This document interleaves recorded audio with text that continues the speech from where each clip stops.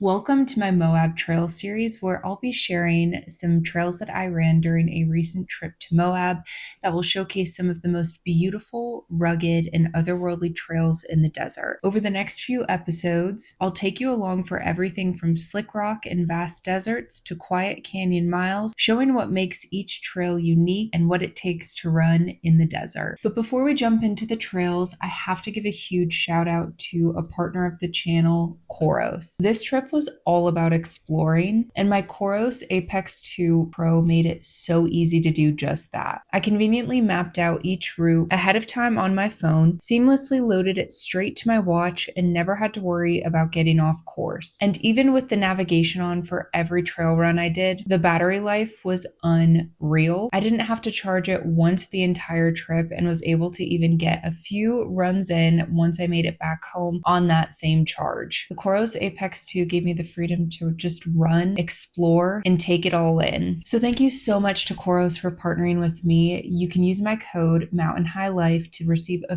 free watch strap with your purchase. Again, thank you to Koros. Be sure to go check them out. All that to be said, let's jump into today's adventure. For day 2 of our Moab adventure, I started at the Bar M Trail area. This trail system sits pretty much perfectly west of Arches National Park, and as a matter of fact, you can actually link some trails to bring you into Arches National Park. Like many trail systems in Moab, this area offers a wide variety of terrain, from slick rock to sand to technical rock features and sections. It definitely has something to keep all trail goers engaged. So let's jump into day 2's adventure.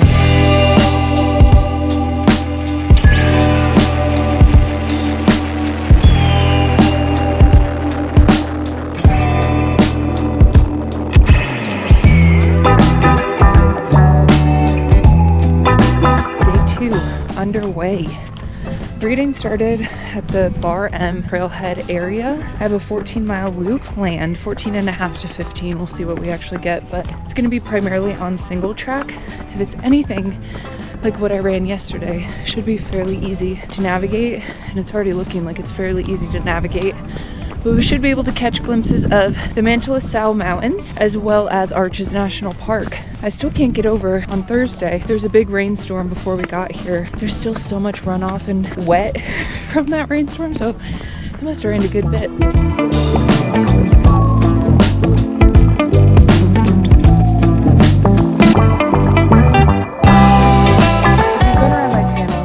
A good bit. At the beginning of 2025, I ran the Moab Red Hot 55K, and the start line is actually kind of near where we started. It's on the other side of the road. I thought I would just point that out. So kind of in that general vicinity. But again, I have not run on this side of the road, so really stoked to be checking this out. Great weather today. It's going to be a little warmer than it was yesterday, maybe mid to upper 60s. Still a little bit of moisture, which is really crazy in the desert, especially this time of year. Well, I don't actually know if it's that crazy, but it's just crazy because every time I come to Moab, it's always so dry. From what I mapped out, it's looking like maybe 1,500 feet of elevation gain. It should be pretty chill in regards to ascent, so pretty runnable for today. Really stoked to be out here. It's a beautiful morning and getting to play out in the desert, so loving it.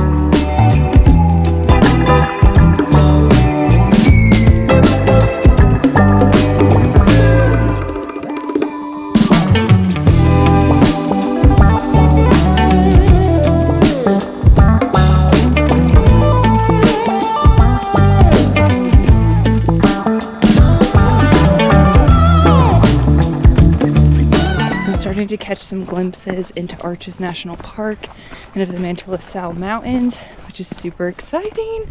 So I'm sure we'll be seeing more views here as we continue on, but really cool. You can see Balanced Rock and into the Garden of Eden, and some arches way off in the distance.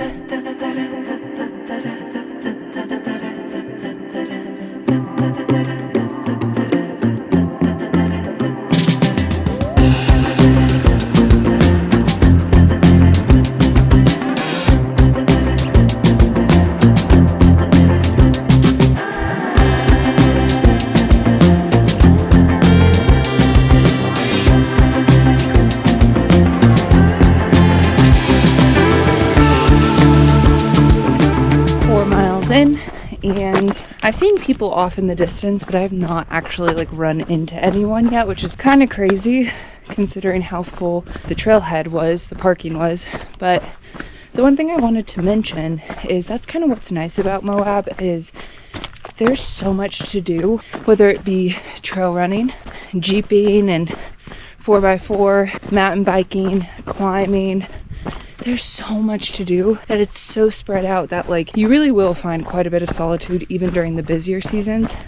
Now I will say, if you go to Arches, you're gonna find the people for sure. Arches National Park, that's gonna be crowded, but and the city, you know, like the town city of Moab, when you're in there getting food or walking around shopping, whatever, you're gonna run into people. But even during the busy seasons, Moab is just so huge, vast, and spread out. You're gonna find solitude. So I'm kind of stoked on it today, if I'm being honest. It's been so quiet and peaceful, and there's just something so calming to me about the desert. I just feel so calm and at peace and grounded, which is so beautiful. One nice thing about the Bar M area is the trails are really easy to follow. You'd have to try to get lost out here. Really good when it's dirt, marked, single track, super obvious, no real confusion. And then on the slick rock, it's painted, so it keeps you on track when you're on the slick rock, which is so nice. So you're not kind of like, where do I go? Another really great thing about the Bar M trail system is there is so many options. If you want to do a big, 15-mile day, kind of like what I'm doing, you have that capacity, but you also have the option to go shorter. You could cut it in half, which I really like and I really appreciate, and I enjoy kind of showing trails like that on my channel just because I like to give everybody an option. And like I mentioned, very easy to follow versus some of the like Pritchett Canyon Hunter Rim. I got so confused when I was trying to navigate that, so this is actually fairly easy to navigate. I have gone over a few kind of tricky technical features, which is interesting, but for the most part it is a lot of single track, which I really appreciate. So I do think it's pretty beginner friendly. Really stoked with this area. Wasn't expecting to be quite as stoked with it as I am. I think mainly just because I was like, I don't really know what to expect, but this has been great kind of warm up into a longer distance before we jump into some more difficult trails and longer trails this weekend. So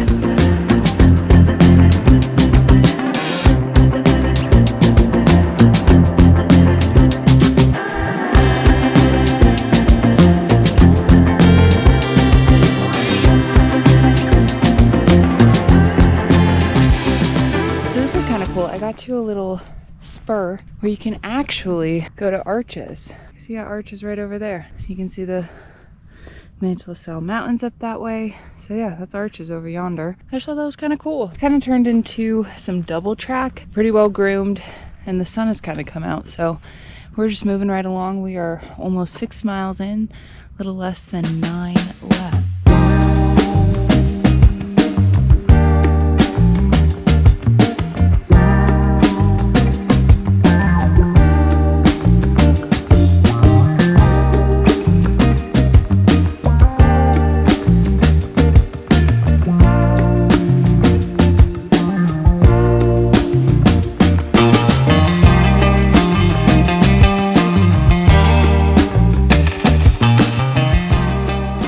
To interrupt today's episode to talk about the longtime partner of the channel, John G. For every run in this series, I relied on the Sun Chaser hoodie from John G to keep me protected from the elements of the desert. If you're looking for a great protective sun shirt that has a hood and the ability to keep you out all day, look no further than the Sun Chaser hoodie. You can click the link in the description, use my code MountainHighLife for 10% off your order. Thanks so much to John G for partnering with me, believing in my channel, and making superior running apparel. Now back to the video. So rocking a trail is pretty much all slick rock, so just to be noted. And I finally started to run into some bikers, and I just love it out here because when you do run into people, everybody is just so stoked. Bikers, runners, I can't imagine a better way to spend the day. Doing something you love in one of the most epic places on the planet. So it's just, I love this place.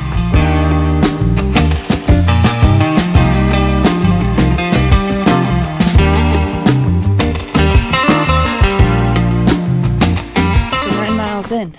Just about 6 left. Still cruising the Slick Rock. Very curious to see when we get off of this, but just a loop through the desert that feels safe. I guess, like, you don't feel completely, you feel like you're out there, but there's such a good trail system. If you needed to bail, you could bail, which I really like. Like, I can see the parking lot from here, so if I needed to bail, I could, which is, I don't know, I like knowing that. It seems as though we are finally getting off the Slick Rock.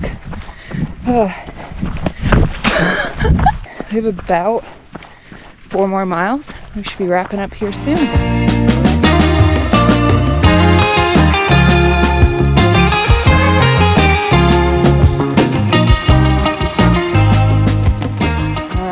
Not sure how much longer I'll have this view of arches off to the left here, but it has just been so spectacular. I will say the few miles of Slick Rock I did run, it takes its toll. It just really tears your feet up and my low back personally. So just something to note if you are going to be running a lot of Slick Rock. It's a little unforgiving, if you will. But we're back on some good old dirt. Just going to cruise it out, just talk to Chandler. We got lunch on the way, so I'll be seeing him here probably right around the time I finish up. Our timing lately has just been immaculate this whole weekend, so go us.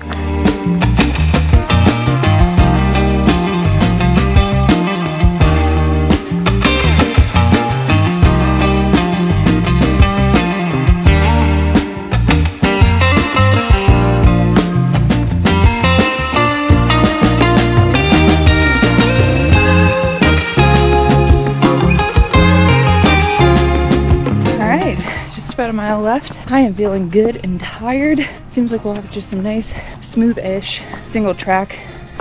How about this? No Slick Rock for the way back, so stoked about that.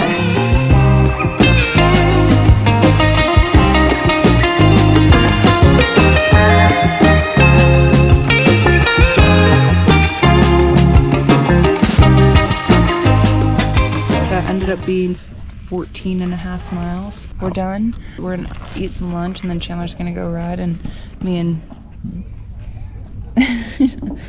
baby dog are gonna hang out. I really enjoyed running at the Bar M area. Personally, I found the dirt and technical terrain sections to be really fun and playful, and for the most part, very runnable, with some of the technical sections requiring you to slow down just a little bit given the nature of the terrain. I really appreciated the way that the trails were designed and the way they just organically wound through the natural landscape of the area. I thought it was really beautiful, and trails that were really well thought out and well created, I suppose you could say. I really enjoyed how you could see kind of the walls that kind of lead over to Gemini Bridges. I just thought the area was very beautiful, and it felt like every time you turned a corner there was a different view or a different perspective that you had yet to see, so it was just really engaging. This is another very popular area for mountain bikers. However, it is a trail system, so there's less congestion and less bikers all on one trail. They're more spread out amongst a wide variety and more options of trail for everyone. And although it is used primarily by mountain bikers, I do think this is a great area for trail runners to explore themselves because it is a trail system. So it gives you the option to choose your adventure, whether you want a quick desert jaunt or you feel like going on a full adventure running from the Bar M area into Arches National Park. You really do have whatever option that suits you and your calling for adventure for that day. I do want to point out though that once I made it to the Rockin' A trail, although I found the wide open landscape and terrain to be really beautiful and motivating to kind of feel as though you're getting closer to Arches National Park, the bulk of this trail, if not all of it, was on Slick Rock, and I just find Slick Rock and extended miles in periods of time on Slick Rock to be really demanding and rough on my body. I don't know, maybe I'm getting old, but it just feels a bit unforgiving on my knees and low back. It's similar to honestly running on concrete. It's just hard rock, so if there's a lot of big step downs or continuous miles on Slick Rock, at times it just can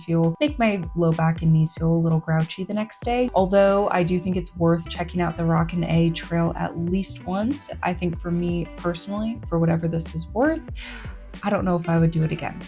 So that's kind of my stance on that. And like I mentioned, this trail does offer a wide variety of desert terrain, so slick rock, technical terrain with dirt, rock, and sand, but without really requiring too much elevation gain or loss, which I think is nice and provides a good opportunity for you to get another good taste of Moab. So whether it's your first run in Moab or you're just kind of getting back into the swing of what it's like to run in the desert, I genuinely feel like this is such a great area to kind of dip your toes into desert running. Like I mentioned, it is a trail system, so if for any reason you need to bail out, there's fairly quick ways to get back to the trailhead. Quick meaning, 2 to 3 to 4 miles. It's not like you'd be stuck out in the desert for 10 miles out. You could very easily make your way back to the trailhead. This area also has very well marked trails. Again, whether you're on slick rock, there's a lot of dashes that's going to keep you right on trail, or having very clearly marked boundaries on the dirt. I just think they did an incredible job of making sure people stay on trail, don't get lost, and avoid navigating into the fragile cryptobiotic crust in the desert. Just another reason why I think it's a great area if you're newer to trail running in the desert or Moab. I do want to say again that you are going to be getting quite the desert experience. This is a very exposed area. No matter what trail you're on, you're not going to be running in any canyons, so you are going to be exposed to the desert sun, dry air, wind, sand, the works. So it's very important to be mindful of a few things. Number one, sun protection, making sure that you have adequate sun protection with a hat, ideally a sun chaser hoodie or some sort of sun sleeve, sun shirt, sunscreen, sunglasses, making sure you bring plenty of water and perhaps even a little more than you thought you might need, avoiding going later in the day when UV and sun rays feel extra strong and the heat of the day is at its prime, especially during the hotter months. Again, this is a very popular mountain biking area, and I know I touched upon this in the first video of the series, but I thought I would just bring it up again that although in general pedestrians do have the right of way, when it comes to certain technical sections or terrain, it can be very difficult for mountain bikers to stop and let a pedestrian through. So just be mindful of mountain bikers being around and just take into consideration that it's very difficult for them to always stop to let a pedestrian by, and perhaps can be even more dangerous for them to do so. Also, if you want to avoid mountain bikers, go early in the morning. That's my number one recommendation. But as always, be kind, be mindful, and be a friend to all while you're out there. And the last thing I want to touch upon, the desert is a very fragile landscape and ecosystem, and it is our responsibility to make sure that we leave no trace. So please, please, please be mindful, be considerate of the desert and the fragile ecosystem that we are running in. Don't even leave a footprint if you can. Just do your best to stay on trail, leave no trace, and appreciate the incredible landscape we get to enjoy. And that is going to do it for part 2 of the Moab Trail series. So that is going to do it for today's episode. I do anticipate that throughout this series, I will be hopefully uploading 2 videos a week. So if you care to see more of the trails and adventures I embarked on during my time in Moab, consider subscribing. I'll also put a link to the route featured in today's video down in the description, as well as a pinned comment. If you enjoyed the video, give it a like. Any thoughts, questions, or concerns, you can leave it in the comments down below. Thank you again to Janji and Koros for being partners of the Mountain High Life channel. Go give them some love, check them out. Links will be down in the description. And finally, thank you for sharing your time with me today. I hope you have a great rest of your day. I hope you get out on some trail today, and I'll see you in my next Moab adventure in my Moab mini series. Thanks for watching. Bye.